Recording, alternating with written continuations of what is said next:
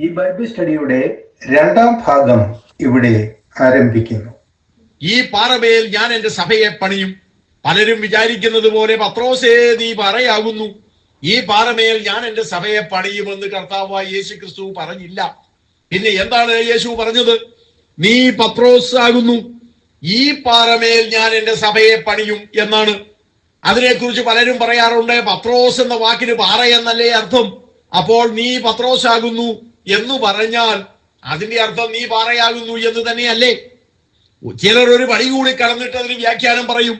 മത്തായി ഈ ഭാഗം എഴുതിയത് ഗ്രീക്ക് ഭാഷയിലാണ്, പക്ഷെ കർത്താവായ യേശു ക്രിസ്തു സംസാരിച്ചത് അരാമ്യ ഭാഷയിലാണ്.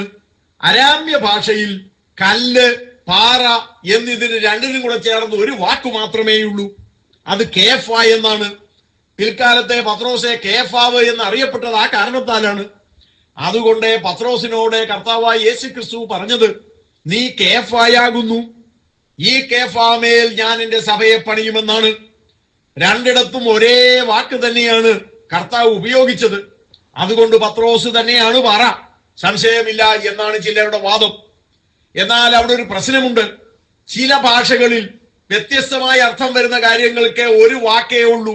ഉദാഹരണം ഇംഗ്ലീഷ് തന്നെ എടുക്കുക. റൈസ് എന്ന് പറഞ്ഞാൽ അത് അരിയാകാം, ചോറാകാം.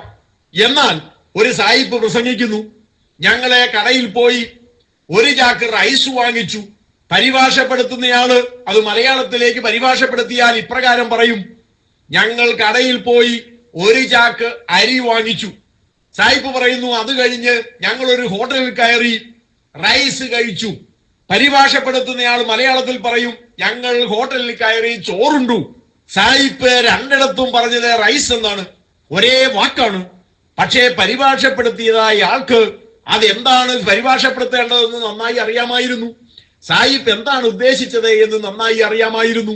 ഇംഗ്ലീഷും മലയാളവും നന്നായി അറിയാവുന്ന ആൾക്ക് ഒരു ചാക്ക് റൈസ് വാങ്ങിച്ചു എന്ന് പറഞ്ഞാൽ ഒരു ചാക്ക് ചോറ് വാങ്ങിച്ചു എന്നല്ല, ഒരു ചാക്ക് അരി വാങ്ങിച്ചു എന്നാണ് അത് തർജ്ജിമ ചെയ്യേണ്ടത് എന്നറിയാം.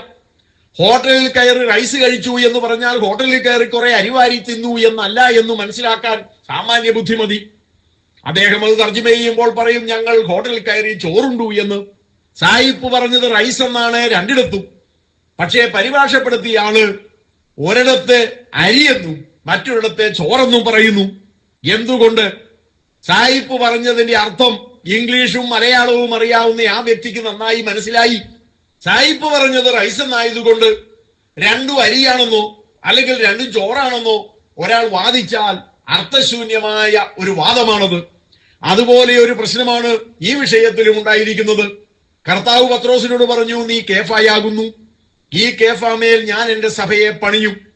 എന്നാൽ അരാമ്യ ഭാഷയും ഗ്രീക്ക് ഭാഷയും നന്നായി അറിയാവുന്ന മത്തായി അത് തർജ്ജിമ ചെയ്തപ്പോൾ നീ കേഫായാകുന്നു എന്ന് പറഞ്ഞിടത്ത് നീ പത്രോസ് ആകുന്നു എന്നും, ഈ കേഫാമേൽ ഞാൻ എന്റെ സഭയെ പണിയും എന്ന് പറഞ്ഞിടത്ത് ഈ പാറമേൽ ഞാൻ എന്റെ സഭയെ പണിയും എന്നും എടുത്തു പറയുകയുണ്ടായി. ഗ്രീക്ക് ഭാഷയിൽ പത്രോസ് എന്നതിന് പെട്രോസ് എന്നാണ് വാക്ക്.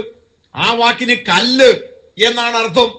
എന്നാൽ പാറ എന്നർത്ഥം വരുന്ന വാക്ക് പെട്ര എന്നാണ്. പെട്രോളിയം എന്നൊക്കെ വാക്കുണ്ടായത് അതിൽ നിന്നാണ്. പെട്രായിൽ നിന്ന് വരുന്ന ഓയിലാണ് പെട്രോളിയം. പെട്ര എന്ന് പറഞ്ഞാൽ പാറ. മത്തായി അവിടെ എഴുതുന്നത് നീ പെട്രോസ് ആകുന്നു, ഈ പെട്രോസിന്മേലെന്നല്ല, ഈ പെട്രാമേൽ ഞാൻ എന്റെ സഭയെ പണിയും. പെട്ര എന്ന് പറഞ്ഞാൽ പാറയും പെട്രോസ് എന്ന് പറഞ്ഞാൽ കല്ലുമാണ്. രണ്ടും കേഫ എന്ന് തന്നെയാണ് കർത്താവ് പറഞ്ഞതെങ്കിലും ദൈവാത്മ പ്രേരണയാൽ മത്തായി സുവിശേഷം എഴുതിയപ്പോൾ പ്രത്യേകം ശ്രദ്ധിക്കുക, മത്തായി സ്വന്തം ഇഷ്ടപ്രകാരമല്ല ഈ സുവിശേഷം എഴുതിയത്, ദൈവാത്മ പ്രേരണയിലാണ് എഴുതിയത്. ദൈവാത്മാവിൽ എഴുതിയ മത്തായി കേഫ എന്നുള്ള രണ്ടു വാക്ക് കർത്താവ് പറഞ്ഞെങ്കിലും അരാമ്യ ഭാഷയിൽ രണ്ടും ഒരു വാക്കാണെങ്കിലും കർത്താവ് ഉദ്ദേശിച്ചത് എന്താണെന്ന് മത്തായിക്ക് നന്നായി മനസ്സിലായി. അതുകൊണ്ട് പറയുകയാണ്, നീ പെട്രോസ് ആകുന്നു, ഈ പെട്രാമേൽ ഞാൻ എന്റെ സഭയെ പണിയുമെന്ന്. രണ്ടും ഒരു വാക്ക് കർത്താവ് ഉപയോഗിച്ചിട്ടും ഇവിടെ മത്തായി രണ്ടും ഒരു വാക്കല്ല പറയുന്നത്, വ്യത്യസ്തമായ വാക്കുകളാണ്.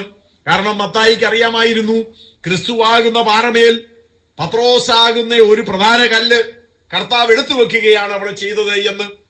പത്രോസിന്റെ മേൽ സഭ പണിയാൻ പറ്റില്ല, ഒരു മനുഷ്യന്റെ മേലും സഭ പണിയാൻ പറ്റില്ല. സംശയമുള്ളവർ പാറ എന്ന വാക്ക് ബൈബിളിൽ ഏതെല്ലാം വിധത്തിലാണ് ഉപയോഗിച്ചിരിക്കുന്നത് എന്ന് നോക്കുക. ഉൽപ്പത്തി പുസ്തകം മുതൽ വെളിപ്പാട് പുസ്തകം വരെ പാറ എന്ന വാക്ക് ഏതെല്ലാം അർത്ഥത്തിൽ ഉപയോഗിച്ചിട്ടുണ്ട് എന്ന് നിങ്ങൾ പരിശോധിക്കുക.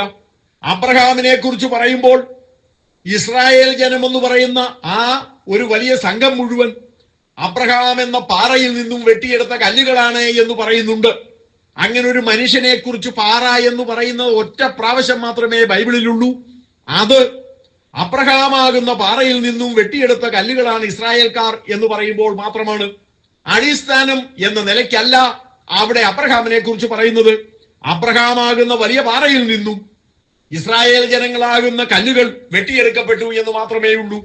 എന്നാൽ അടിസ്ഥാനം എന്ന നിലയ്ക്ക്, ഇളകാതെ നിലനിൽക്കുന്നത് എന്ന നിലയ്ക്ക് ഉൽപ്പത്തി മുതൽ വെളിപ്പാട് വരെ എവിടെ പാറ എന്ന് പറയുന്നുണ്ടെങ്കിലും അത് ദൈവത്തെ കുറിച്ചാണ്. സങ്കീർത്തനങ്ങളിൽ എത്രയോ വട്ടം പറയുന്നു, നമ്മുടെ ദൈവമൊഴികെ പാറ ആരുള്ളൂ, യഹോവ എന്റെ പാറ. അങ്ങനെ പാറ പാറ എന്ന് സങ്കീർത്തനങ്ങളിലും എല്ലാ സ്ഥലങ്ങളിലും ദൈവത്തെ കുറിച്ചാണ് പറയുന്നത്. പഴയ നിയമത്തിലെ ഇസ്രായേൽ ജനങ്ങൾക്ക് വെള്ളം കൊടുത്തതായ പാറയെ കുറിച്ച് പൗലോസ് പിന്നീട് പറയുമ്പോൾ അവരെ അനുഗമിച്ച് ആത്മീയ പാറയിൽ നിന്നല്ലോ അവർ കുടിച്ചത്, ആ പാറ ക്രിസ്തുവായിരുന്നു എന്നും പറയുന്നുണ്ട്. പൗലോസ് പറയുന്നു, ഇട്ടിരിക്കുന്ന ക്രിസ്തുയേശു എന്ന അടിസ്ഥാനമല്ലാതെ മറ്റൊന്നിടുവാൻ ആർക്കും കഴിയുന്നതല്ല. അങ്ങനെ ഓരോ ഭാഗത്തും പഴയ നിയമമാകട്ടെ പുതിയ നിയമമാകട്ടെ എവിടെ നാം പരിശോധിച്ചാലും പാറ എന്ന് പറയുന്നത് ദൈവത്തെ കുറിച്ച് മാത്രമാണ്. ഒരു മനുഷ്യനെ കുറിച്ചും പാറ എന്ന് പറഞ്ഞിട്ടില്ല. ഉള്ളത് അബ്രഹാം എന്ന് പറയുന്ന വലിയ പാറയിൽ നിന്നും ഇസ്രായേൽ ജനങ്ങളെ വെട്ടിയെടുത്ത കാര്യത്തെ കുറിച്ച് മാത്രമാണ്. അവിടെ ഒരു അടിസ്ഥാനം എന്ന നിലയ്ക്കല്ല പറയുന്നതും.